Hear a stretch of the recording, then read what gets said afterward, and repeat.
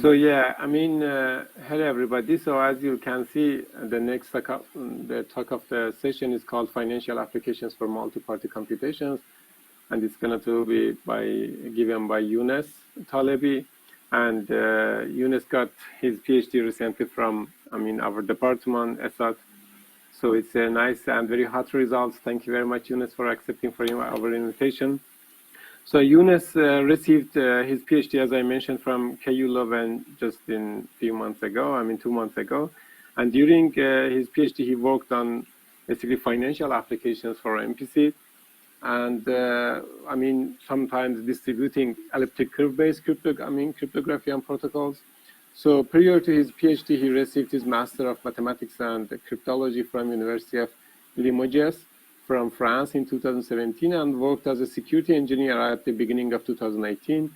And before that, he did basically receive bachelor degree in applied mathematics from University of Rabat, and in 2015. So, we have seen great results from Younes during his PhD, so I hope we will, hear about some of them here. Thank you very much, Younes. This is your stage. Okay, thanks, Karim, for the introduction. So yeah, as Karim mentioned, I will be covering in my talk some financial applications where we used multi-party computation. Yeah, so we've already seen like a couple of talks, like the previous talk or some talks in the previous days about MPC. So I'm gonna go briefly over MPC, about like the theoretical definitions, and I'm gonna focus more on the applications where MPC has been used. Excuse me, Younes, can you just move your webcam to have you in your camera? We see that we just part of your face because you're recording the presentation. Yes, that's great. Yeah, sure. I didn't know it. Nice, nice, thank you. Okay, yeah, let me know if maybe I just see now. Okay. Okay, yeah, so the outline will be the following. First, I will introduce the topic and talk about MPC and the financial applications. Also, I will go briefly over a couple of works where MPC has been used to secure them, some financial applications. Then I will also talk briefly about MPC to fix some notation, but also to mention a couple of things that are important to understand the choices that we made for the applications we secure with MPC. And then I prepared two financial applications. The first one is about doing interbank payments using MPC, and the second one is about fraud detection using MPC. But I'm not sure if we will have enough time for both of them. We'll see about that, but at least we will see at least the first one. And like cryptography is heavily used in the financial domain. So actually cryptography is used when we withdraw money, when we do online banking. Also financial institutions, they use cryptography to secure our data, the data of their customers, also their data. Also with, like in the previous decade, we've seen some digital currencies based on cryptography, such as Bitcoins. So the security of those cryptocurrencies relies on cryptography. But for the most part, the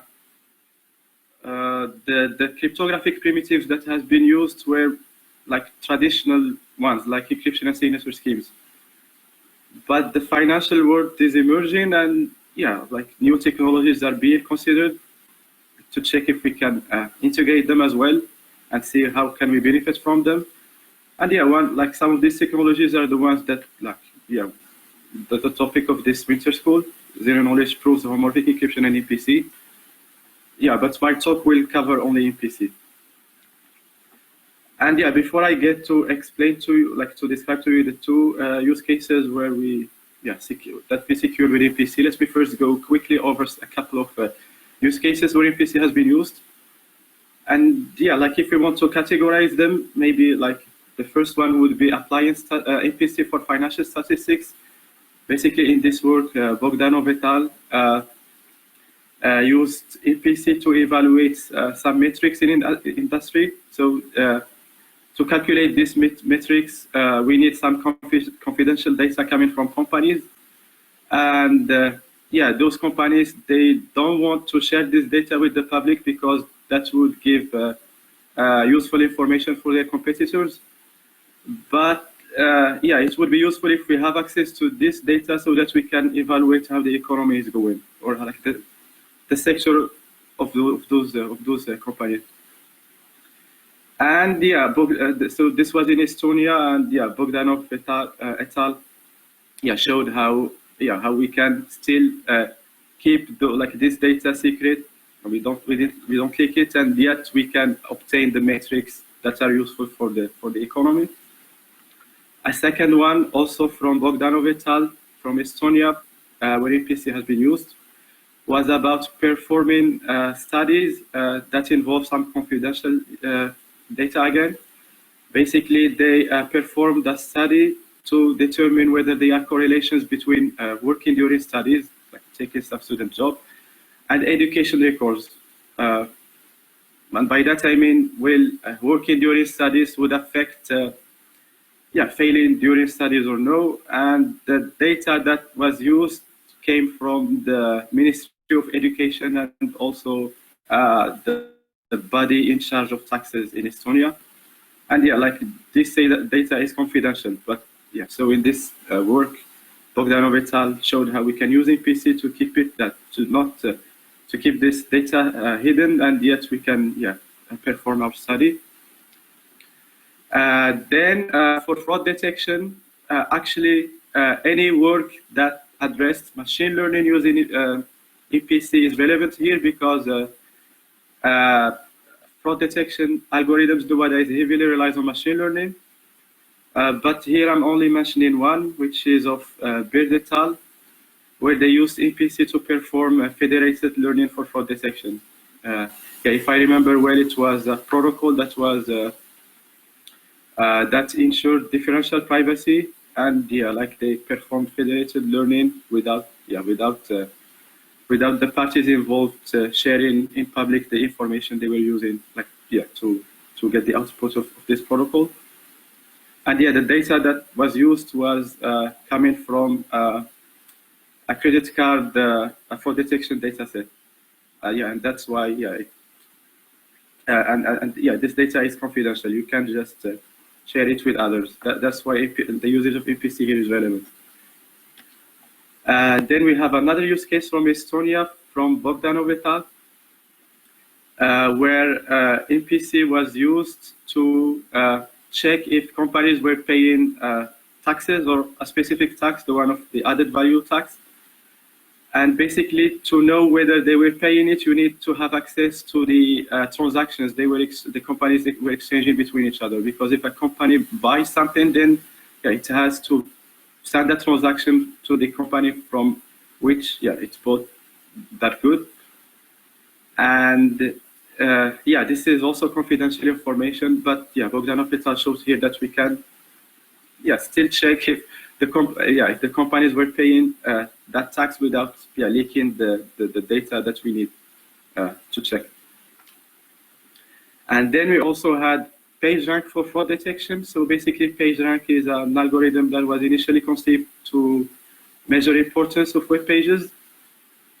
But throughout the years, this algorithm was deemed to be useful for also other applications and not only measuring importance of web pages. And one of these use cases is for fraud detection. Basically, PageRank offers a good feature vector for some machine learning algorithms. And to perform the PageRank algorithm, you need to have access to some confidential data. Basically, the PageRank vector, to calculate it, you need to have a sight over the graph of transactions between commercial banks. And every bank only sees a part of this graph, and no bank is willing to share the part it sees from the graph to others because that would be breaking the privacy of their customers. And so here I mentioned two works. So the first one was from a coalition of banks in the Netherlands and some research institutes. And the solution they provided was actually like a mixture between MPC and homomorphic encryption. And the other one is the second application I'm planning to present, where we used a solution that purely relies on MPC. So yeah, we will get to see some details about it if we have time. And then MPC has been also used for assessing financial risk. Basically, it is useful to check if the economy is immune to crisis by calculating some metrics or doing some testing, like stress testing. And again, to do this testing, you need to have access to some confidential data coming from different financial institutions. And yeah, so in this work, Hassins et al., they showed how we can use MPC to use the data we need without leaking it. And yeah, to do our stress testing without, and to obtain the results with while keeping the financial institutions happy without leaking the data we need from them. And then one of the main usages of MPC is auctions, and one of the very first usages is the sugar beet auction from Denmark, where Bohetov et al., they showed how MPC can be used to perform an auction that happens every year in Denmark between sugar beet farmers and one company that is in charge of buying the sugar beet from them. And basically, the farmers, they need to provide what is the price they are willing to buy for every quantity of sugar beet, and also the company that is in charge of buying the sugar beet from them, it does the same. And then the price that they will agree on is the one where the curves of buys and sells will match. I mean, where the supply meets the demand. And this was even deployed, and every year, the farmers and the company, they use MPC to determine the price. Well, I'm not sure if they are still doing it now, but at least when this paper came out and the years after, they were doing that. We have also MPC for inventory matching, which is a type of algorithm, or a type of, or let's say, so inventory matching is it's an auction that happens within some broker. So brokers are in charge of finding buyers and sellers from their customers, but sometimes if they can already match their own customers, they don't have to place their orders in some public exchange. And so so this is called inventory matching, but sometimes those buyers and sellers, they don't want to share this information, the fact that they wanted to buy or sell stock with others. And in this work by Balch et al., I think from some researchers from JP Morgan, they showed how we can use MPC to do inventory matching. And if I remember well, the solution actually relied on fully homomorphic encryption, but they used some distributed decryption where MPC was used to perform it. And finally, we have dark pools. So dark pools are special venues where we can trade stock, where basically the orders remain hidden from the public. They are matched. But throughout the years, because the dark pool operators have access to all what is happening, in many cases they were sanctioned because they were misconducting the trading process. And so in this paper, so this is one work of ours. In this paper, we showed that we actually can use MPC to replace the dark pool operator. So instead of having only one, we can have multiple of them who will perform the auction in a distributed manner. And finally, also some applications we can where MPC was used, we can relate them to the blockchain, because they gained more attention where the blockchain technology appeared. And one of them is securing cryptographic keys, because with cryptocurrencies, with Bitcoin, for example, if you want to send a transaction, you use your secret key, or actually the only thing that proves you have, that allows you to use your money is the fact that you hold a secret key. Corresponding to those coins from the blockchain. And so it is to your benefit to keep that key safe, because if it is stolen, then your money will be stolen. And yeah, with MPC, we can actually split this key into random shares and place them in different locations. And that way, if someone wants to steal your key, then they have to break many devices and not only one. And yeah, here I only mentioned one work of Lindell, where he provided the two-party protocol for the ECDSA sign-in algorithm. So this is the one used in Bitcoin, but actually the literature contains many of them. Then, yeah, MPC also has been used for generating the common reference string for zero-knowledge proofs. So some zero-knowledge proofs rely on a common reference string, and this is generated by a trusted party. And during the generation, the trusted party uses some randomness. And yeah, if this trusted party uses this randomness in a malicious way, then it can actually generate proofs, fraudulent proofs. And yeah, to avoid this, we can use MPC so that instead of having one party generating the CRS, we can have multiple of them. And yeah, if some of them are honest, if some of them they don't use the information they hold to their benefit, then yeah, then nobody would be able to generate false proofs because of this. And finally, MPC has been used for performing liquidity matching, and this is the first application I'm planning to present, so I'm going to skip the details of it for now. Okay, so let me quickly go over MPC. We've already seen a couple of talks, but I dedicated like 2 or 3 slides for MPC or a bit more. So yeah, MPC basically allows parties to perform computation on their inputs without having to reveal their inputs. And one family of MPC is very sharing, basically, or roughly speaking. You secret share by taking your secrets and splitting it into random shares. And you assign every random share to one of the parties involved in the protocol. Yeah, and those shares, yeah, if those parties come together and use their shares, they will be able to reconstruct the secret. And yeah, we can implement MPC based on this, based on secret sharing. And yeah, from now on, I will be denoting a value X, secret shared like this, by X between brackets. And yeah, MPC comes with many flavors. Or when constructing an MPC protocol, we need to determine what are the guarantees of this protocol, or what does this protocol satisfy.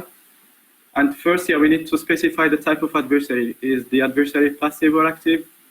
And by that I mean, does the adversary stick to the specifications of the protocol, or he deviates from the protocol? Also, we need to determine the number of corruptions and also the properties to guarantee. The properties that we expect the protocol to guarantee. And the thing that I need to mention is that, yeah, if you ask someone what are the guarantees that you want, then of course they would say, I want the strongest one, I want the strongest security exceptions, etc., which is theoretically possible, but actually there is a trade-off between security and efficiency. And yeah, like you can theoretically have your the most secure MPC protocol, but the question is whether the resulting protocol is efficient enough for your application, and that depends on the application. So in many cases, yeah, sometimes we have to drop some security guarantees just to have an efficient protocol, as long as that is okay for the application we have in hand. And also, while constructing an MPC protocol, we need to deal with some issues, let's say, because yeah, most of the time, like we start with a description of some algorithm on plain text data, and then we want to provide a distributed version of it. So we will consider that some values manipulated in that algorithm will be secret shared, and then we want to provide a protocol that does the same. Without that the parties involved in the protocol know the values that we are considering from now on secret shared. And yeah, to do that, yeah, we have to deal with some, let's say, some statements like an if statement, because on plain text data, an if statement would be like this. You have, for example, yeah, like you have an if statement, then a condition. If it is satisfied, then you run some code. If it is not satisfied, you run some other code. But the point is, you either run this branch of code or this branch of code. But actually with MPC, you cannot do something like this if X was secret shared, because that would leak information about X. Because an adversary, if he sees that you run in this code, then he would know that X is larger than 0. Or if he sees that you run in this code, then he would know that X is smaller than 0. And you don't want that to happen if X is secret shared. And the way to avoid this is by basically evaluating both branches. Basically, you evaluate the two branches, and you take from them the value that you need. If X was larger than 0, then your R would be this. If X was smaller than 0, then your R will be X. But this would happen obliviously. The adversary will not be able to know what would be the value of R because you executed both branches of this statement. And also, the same thing applies for loops. You cannot have a loop where the stopping condition depends on a secret. So you need to do something. You need to do your loop without leaking information about the secret. Another thing to address is accessing data, because on plain text data, like imagine if you have an array and you want to access the element with index I. So on plain text data, you just go to that element and you retrieve it. But in an MPC setting, this would be problematic if your index I was secret shared. if leaking which index you access would leak information. And if this was the case for you, then you basically have to touch all the elements of the array, and again obliviously retrieve the one that you needed. And for this one can use some advanced forms of reading and writing data. And the corresponding field is called oblivious RAM if anyone is interested in checking it. Also, another thing to address is how to represent data, because usually an MPC is defined over some algebraic construction, like a field. But in a field, we have only additions and multiplications that are defined. But in real life, we want to do more than that. We want to perform all sorts of computation and not only additions and multiplications. So we want to do, for example, comparison between values. We want to do division.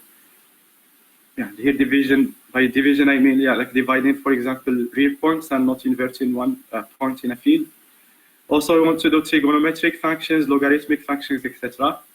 But also we want to use some specific data types sometimes, like fixed points and floating points. And so this is our MPC protocol is defined like this. But what we really want to do is this. So in practice, what we do is that we emulate the functions that we need to calculate through additions, multiplications, and opening values. So if you have, I don't know, a comparison, for example, then you have to express it through a protocol where the parties communicate, where they only add and multiply secret shared values, and also they can open values between them. And from this communication, at the end of this communication, the parties will have the comparison, for example, of their secret values or any other functions that they wish to compute. And for this, many protocols actually exist. Like for every computation that we want to perform over the secrets, many protocols exist. And those protocols differ in how much computation we need to perform, the amount of communication we need to perform, also the size of data they need to exchange, and the realms of communication. Also security, in the sense that some protocols, for example, offer information theoretical security, but others only computational security. Also the precision of the result, because some protocols, they are only probabilistic, although for the most part they output the correct result with an overwhelming probability. But there are also some protocols that are deterministic and they give us the right result at the end. And yeah, so we have all these types of protocol, and yeah, it's up to the user to choose which one it's relevant for them for their application. But luckily, you don't have to do everything from scratch. Basically, there are some MPC frameworks that did some of the work for you, because those frameworks, they implement the basic subroutines that you might need, like comparison, for example. But also some of them, they even implement some advanced subroutines. For example, some frameworks, they target the functions that you might need for implementing some machine learning algorithm. And yeah, like if you use those frameworks, then you can directly use those the implementations they provided instead of you having to implement them. And yeah, here I mentioned a couple of frameworks, but there are actually many more. And yeah, I left the references here if anyone wants to check them. Yeah, but those frameworks, they differ in they offer different things. Like, for example, some of them, they only work for 2 parties, some of them for no more than 3 parties, some of them for n parties. Also, some of them, they are actively secure, some of them, they are passively secure, etc. So yeah, again, it's up to the user to check which one makes sense for the application they have. And yeah, for the works I'm going to present, the MPC we used had the following properties. Basically, we used an actively secure MPC with abort, which basically means that the adversary can cheat, but when that happens, honest parties will be able to detect that with an overwhelming probability. And yeah, when that happens, they will eventually abort from the computation. Then we use 2 types of protocols, basically Shamir secret sharing-based MPC and the SPIS protocol. So I assume we've already seen this in the previous presentations. And yeah, the thing that I have to mention is that Shamir secret sharing works with a honest majority and SPIS with a full threshold. Basically, with Shamir secret sharing-based MPC, you need that no more than half of the parties are corrupt, while with SPIS, as long as there is one honest party, all the security guarantees hold. And we also use MPC in the pre-processing model, where basically the computation is divided into 2 phases, an offline phase and an online phase. In the offline phase, the parties come together to generate some data that will be consumed in the online phase. And this data mainly consists of beaver triples and secret shared bits. And yeah, in the online phase, when they come with their inputs so as to do the actual computation, then they consume those triples and bits. And for the framework we used, it's of the one of Scale Mamba. And to give you an idea about the costs of operations, basically addition comes for free, in the sense that to add 2 secret shared values, the parties, they do not need to communicate. They can do this locally. And yeah, this comes from the fact that the secret sharing, the value secret shared through a linear secret sharing. So addition can be done locally. And yeah, they don't need to consume any triple or bit for that. So this is for addition. Multiplication requires 1 round of communication. And it also requires the usage of 1 pre-processed triple from the offline phase. Then comparison between secret shared values is much more expensive than multiplication. Basically, to compare 2 secret shared values, you need 120 triples and 105 secret shared bits.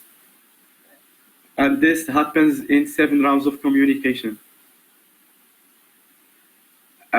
And yeah, so then you can already see that if you have the choice between choosing a multiplication or a comparison, if it was possible for you to, if it was possible for you to perform your computation only with multiplication, then you have to use it because it's much less expensive than comparison.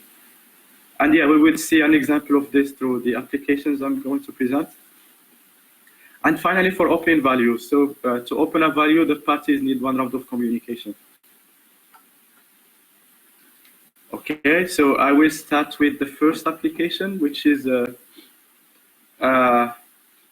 one of performing private liquidity matching using MPC. So this is a joint work with Shahla Atapour at Smart from KU Leuven. And to give a bit of context, basically, exchanging transactions is a crucial building block of the economy nowadays. Like all of us, almost every day, we send transactions, and by us I mean like companies or banks or customers. And it is to our own benefit if those transactions happen smoothly and that nothing disturbs this operation during the day. And for the transactions that happen between commercial banks themselves, so not between us, not between the customers, but between the commercial banks. For this, they nowadays use what is called real-time gross settlement systems, or RTGS systems for short, which is basically a system that is maintained by some central entity. Most of the cases, it's a central bank. And so if one bank wants to send a transaction to another bank, then they do this through the RTGS, because each bank holds an account in the RTGS. So the central bank just debits funds from the sending bank and puts them in the receiver bank. And that way, like everything happens within the central bank. And as I said, our RTGS systems are widely adopted nowadays. Like almost every country has its own RTGS system, but we can also have some RTGS systems that operate over a zone of countries, like in the European Union. And what is particular about RTGS systems is that the settlement happens immediately, because there is actually another type of settlement systems. It is called net settlement systems. And in the latter, actually, settling transactions happens at the end of the day, while in an RTGS system, it happens immediately. And because of this, like if you have one participant that does not have enough funds to send his transactions or to settle his transactions, then in the case of an RTGS system, we will find that out immediately, because we're trying to settle the transaction immediately. While in a net settlement system, we'll only find that out at the end of the day. And like if a bank is not able to settle its transactions, then other banks will suffer from that as well, because they were expecting that they would receive some funds.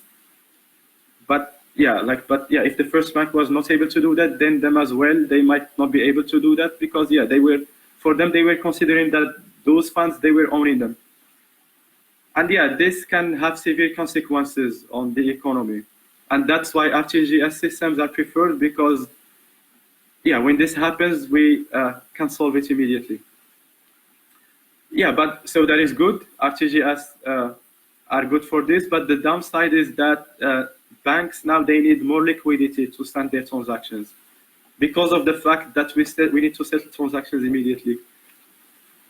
And so they have two options. Either they can borrow some funds as well, but this would cost them some fees, or they can rely on some multilateral netting that the central bank can perform during the day.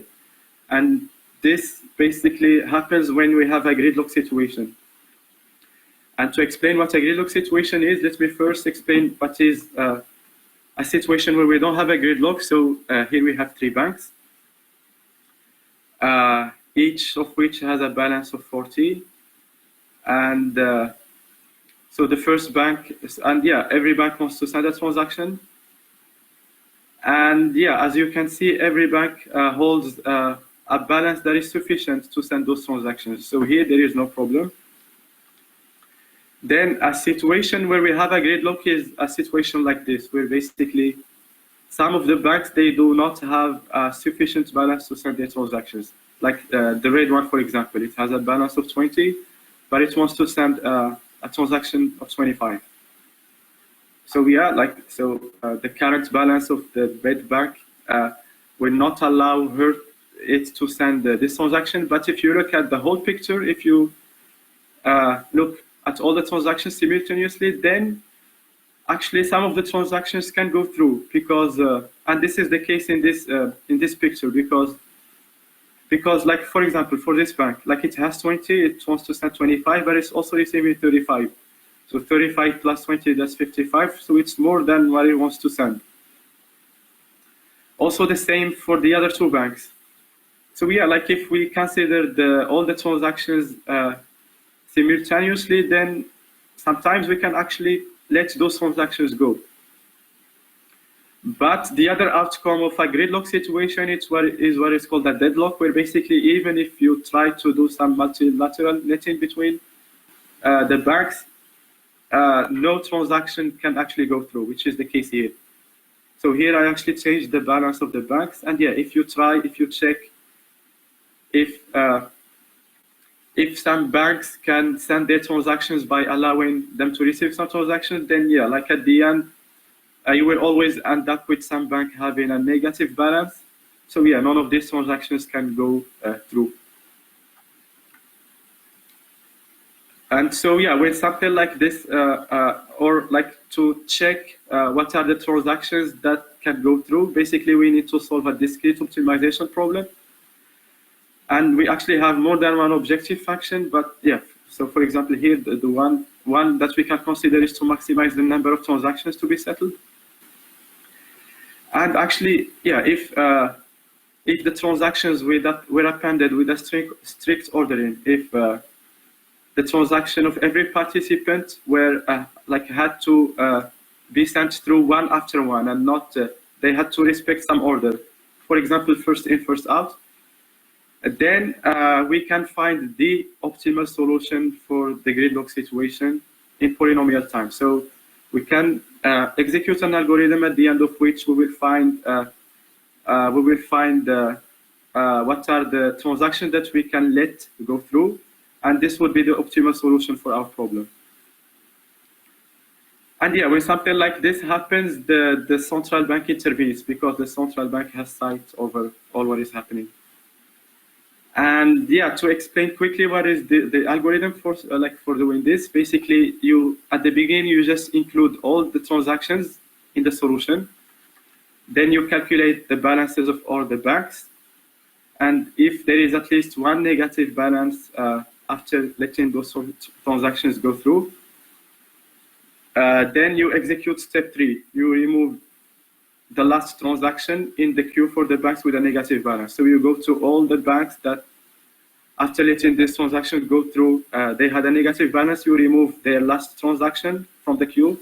So the optimal solution does not contain the last transaction. And then you repeat. And then you go to you repeat the second step.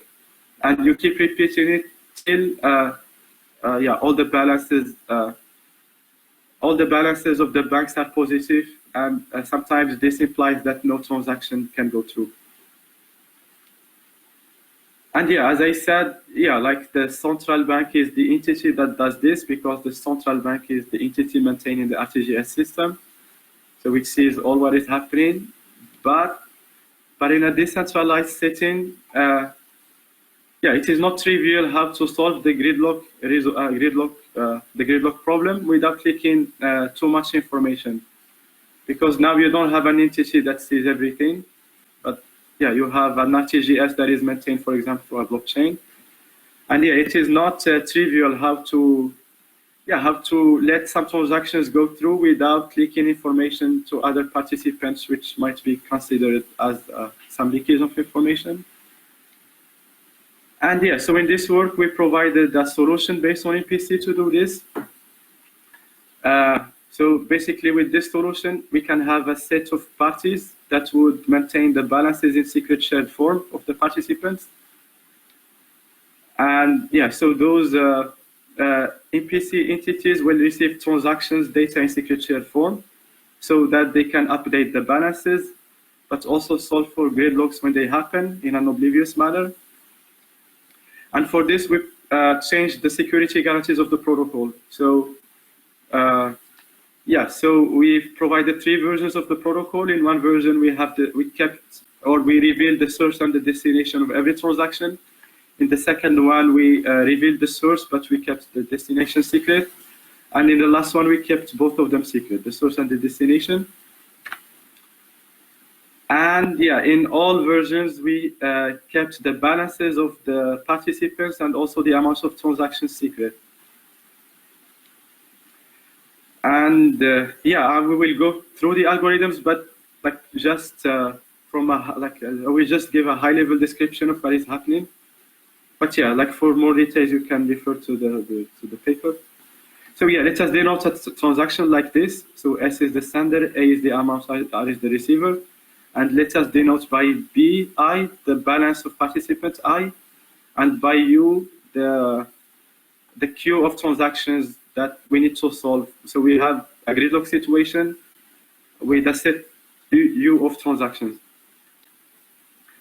And yeah, so here in the left, I put the algorithm on clear data, and here how we did it with EPC.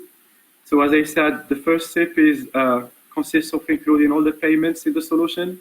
And yeah, to do that, we for every transaction T, we put in a variable xt, which is secret shared a value 1, to say that this transaction is included in the solution. Then we have, for this step, we need to calculate the balances of the banks. And for that, we just need to go over all the participants and check and add up the amounts they sent and also the amount they received. And yeah, we calculate the new balance out of that, from that. And yeah, for the case of a source and destination open, because we know the source and destination for every bank, doing this is straightforward because you just go check all the transactions, you check the sender and receiver of all the transactions, and then you update those, you calculate those values. So in the case of a source and destination open, this is easy. But for the case where we have, for example, the destination is secret, then now we don't know the receiver of every transaction, and yet we want to calculate how much how much funds every participant have received. Yeah, and for this we used some ORAM implementation so that we can basically we demax every index of the participants. Like you take a transaction, you take the receiver and you demax it, and by that I mean you generate an array which is equal to 1 on the index of that participant and 0 as well. And from that array, yeah, you can also calculate what is the amount received by every participant. So if you can see here, we have like a value C, like Ti introduced in the formula. And yeah, this is why we can also calculate the amounts received by every participant. And yeah, and after that, we can calculate the balances. And yeah, finally, for the case where we have both source and destination secret, then we have to do the same for calculating the amounts sent by every participant, because we don't know the sender of every transaction. Like if you can see here, also the sender is secret shared, it's between brackets. So yeah, we do the same. We have to demax the sender of every transaction so that we get that array, and then we can use it to calculate the amounts sent and received by every participant. And yeah, so this is the how we address the second step. Then for the third one, we need to check if we solved the gridlock situation or not yet. And by that I mean we need to check if we still have at least one negative balance or no. So yeah, we need to take the new balances and compare them with 0. Then we only need, we don't have to open all the values HI here because that's more information that we need. We just need to know whether there is at least one negative balance. And for that, yeah, we calculate this product and we open it. And yeah, if the value of Z is 1, which means that all the balances are positive, which means we can already stop. Or if Z equals 0, it means we have some negative balances, which basically mean we need to go to step 3.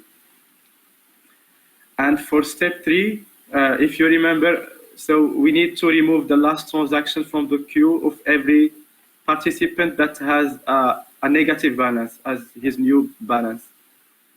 And yeah, here I'm only mentioning what we did for the case when we had source open. So this, this relates to two versions: source open, destination open, or source open, destination secret.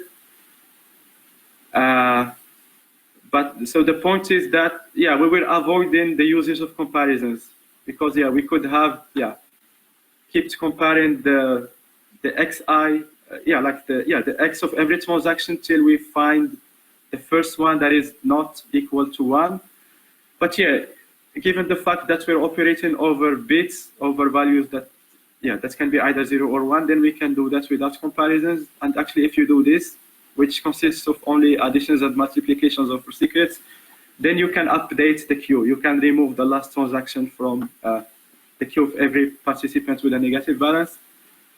And for the third version, it's a bit different, but the idea is the same. We are trying to minimize the number of comparisons so as to remove the last transaction from every queue. And so we took some runtimes. So so the one on the left corresponds to the case where both the source and destination are open, and the one on the right corresponds to the case when source open and destination secret. And as you can see, with the first one, at some point, which corresponds to on this point, basically we have more participants than transactions. Actually, for our algorithm, there is no extra computation to do, even if we increase the number of participants, because we already reached the maximum number of participants from the transactions. So that is why the runtimes become constant here. But for the second one, because of the ORAM thing, because the dmax operation depends on the size of the participants, because you need to do that for all the participants, then if you increase the number of banks, then that would induce an extra cost to the computation. And that is why it keeps increasing here. And for the last one, where source and destination secret, because everything is secret, then if you increase the number of participants, then the runtimes will keep increasing with the same rate.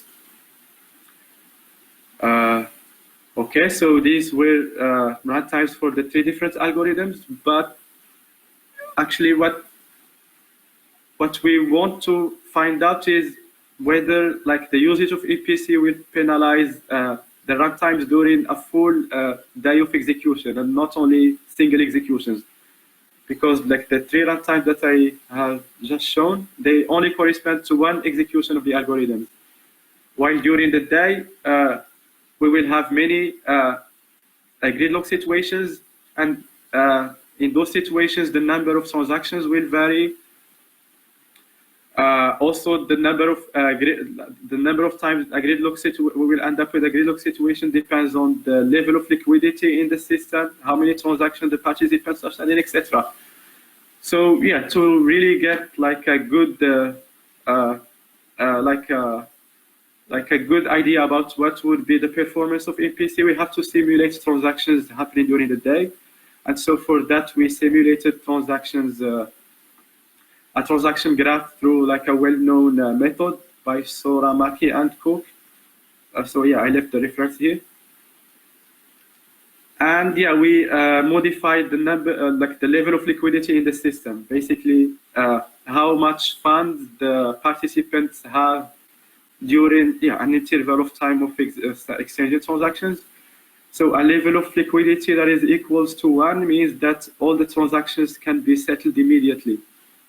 So in this case, we will have no gridlock situation. And if beta equals 0, it means that by the end of the day, the banks will be able to settle all their transactions. But during the day, we might have many gridlock situations. And then, so we generated the transaction graph, and we distributed them uniformly through an interval of time. So we did that over 1 hour of transactions. And then we use two ways of simulating, two versions of simulating. The first one is by taking transactions one after one. So we receive a transaction. If there is a gridlock, we try to solve it. If not, we continue.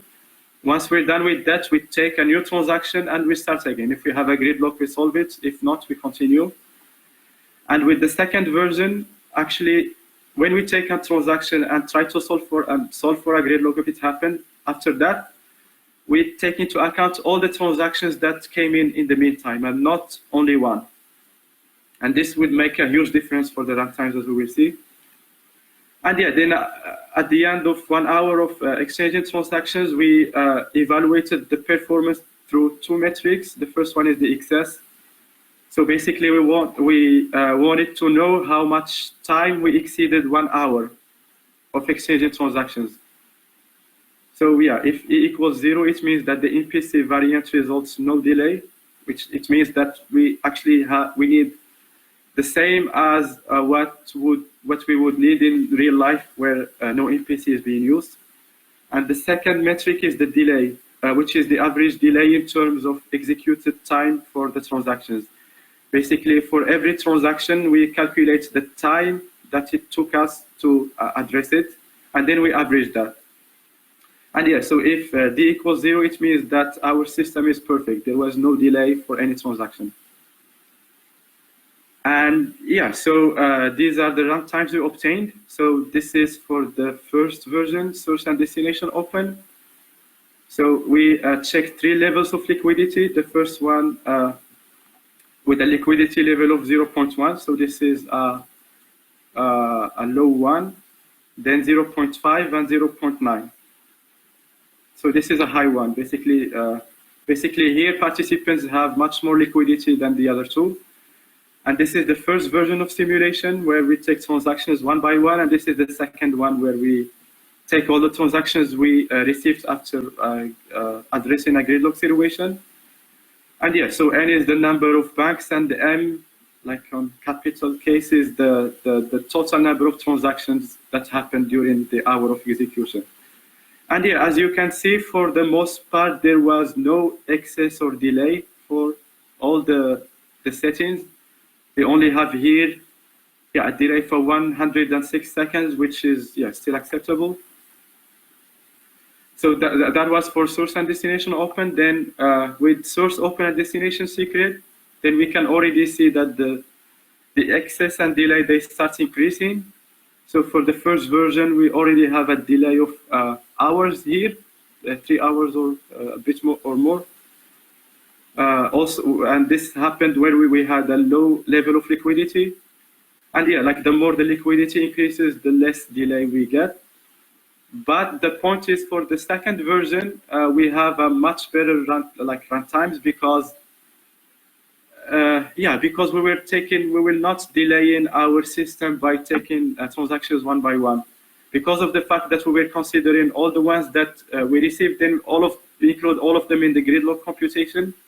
And thanks to that, the delay and excess are only in the order of seconds. Like here, for example, a bit more than 1 minute, like for this, or here it's even less than 1 minute.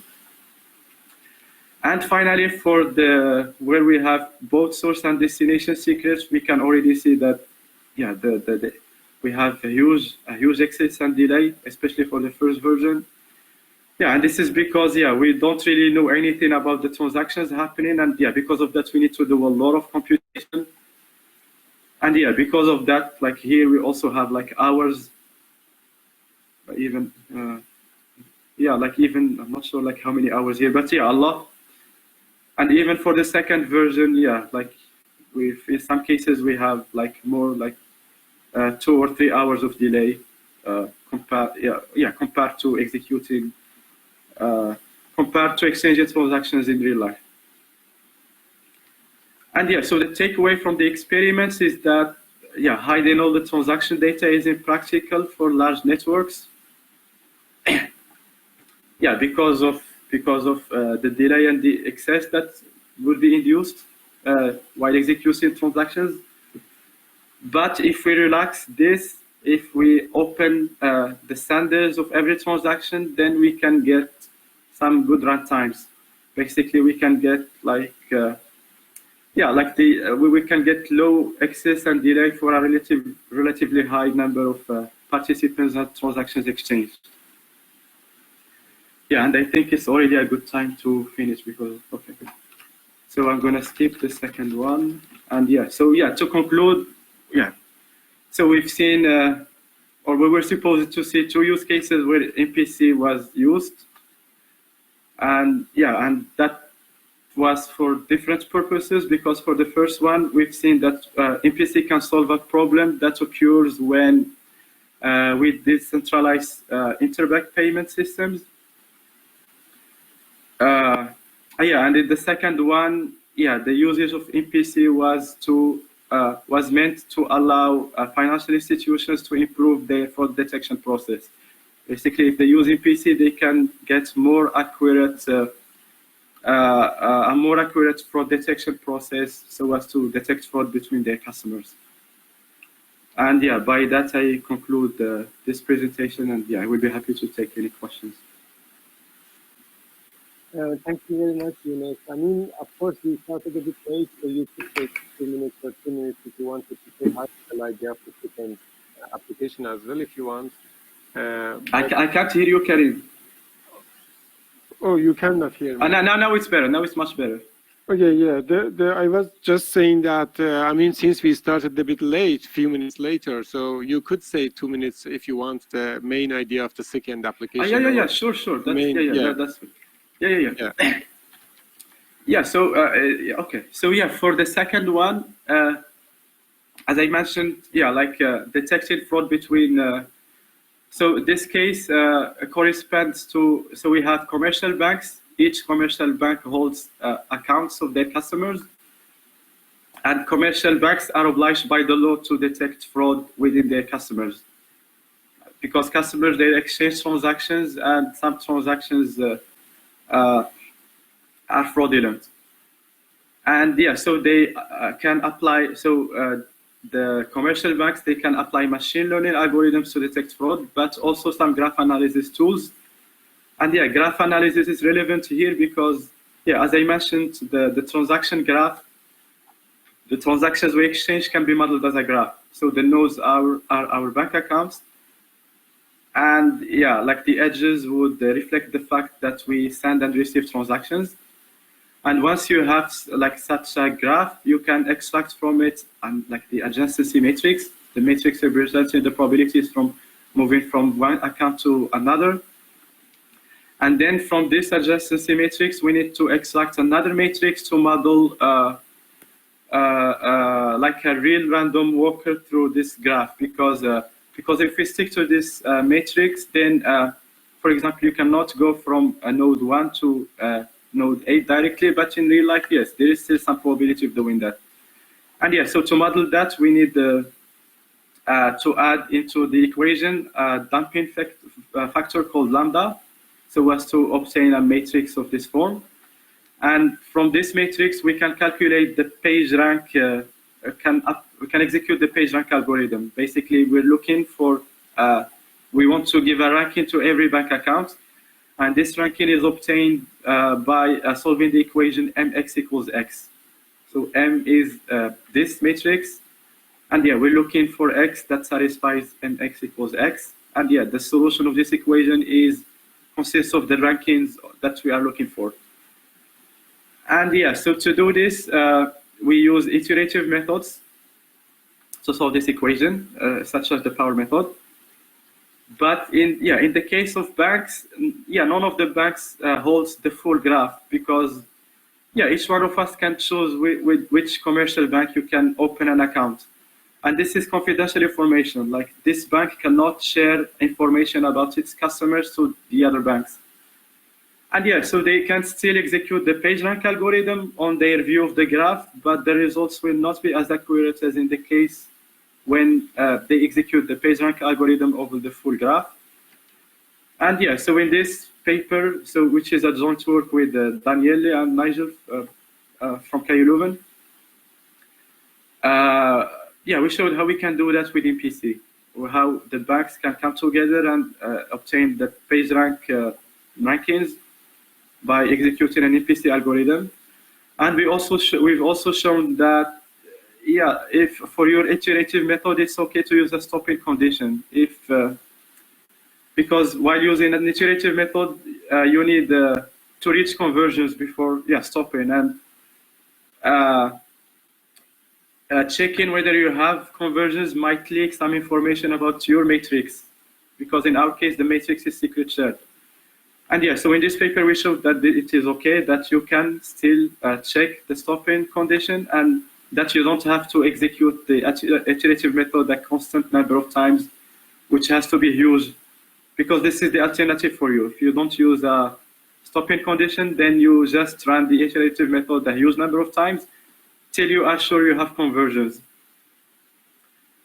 which might be expensive. So yeah, we've shown that no, it is okay to stop before, as soon as you get conversions. And yeah, that was more or less the idea about the second application that I was planning to present. Thank you very much, Younes. Very great. In fact, I really like this related application that you reviewed, and also the challenges that one makes this practice more to use MPC. So there was one question that already your author answered, and the second question, now I see that, is there any MPC protocol which works merely with real arithmetic, like CKKS, HFE? Is there an MPC protocol that works?